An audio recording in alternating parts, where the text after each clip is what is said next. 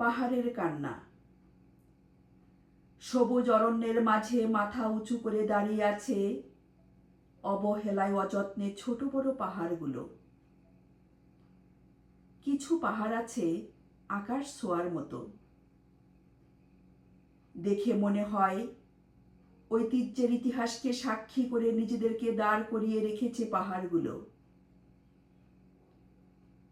কতকালের তৃষ্ণা মেটাতে নিজেদের এভাবে ফোকাস করে যাচ্ছে তা কেউ না বলতে পারে। ধূসর পাহাড়ের গা ঘেঁষে থাকা মেঘের বাড়ি থেকে কে যেন অঝরে কাঁদছে। তাহলে কি এটাই পাহাড়ের কান্না?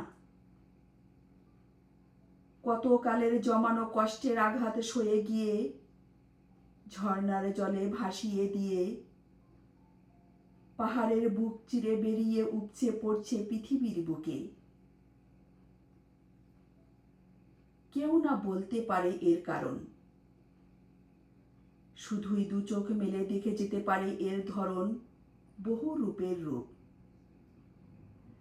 তাদের ভেতরে যেমন আঘাতের চিহ্নই থাকুক না কেন, কান্নার ধরনটা কিন্তু মহাকালের গহ্বরে প্রবেশ করে স্বাধীনভাবেই বেরিয়ে আসছে ঝর্ণাগুলো পাহাড়ের বুক চিরে।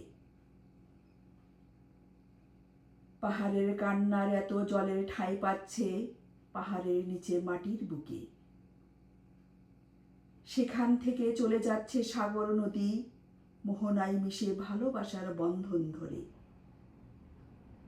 গভীর সবুজ অরণ্যের বুক চিরে বেরিয়ে পড়ছে নাম না জানা অধরা নদী। নীলাদ্রি আকাশে জমে আছে নন্দিত ধারায় কিছু পাহাড়ের কান্নার গোমরানির শব্দচারণ। পাহাড়ের কান্নার কারণ না বুঝেই পাহাড়ের গায়ে ফুটে থাকা নানান জাতের পাহাড়ি ফুলগুলো মনের খুশিতে ঝর্ণাকে পৃথিবীর বুকে উপচে পড়ার জন্য সুস্বাগত জানাচ্ছে। উচ্ছ্বাসিত হয়ে জলের চারিপাশে হেলে দুলে উছলায়ে পড়ছে নানান জাতের ঘাস ফুলগুলো।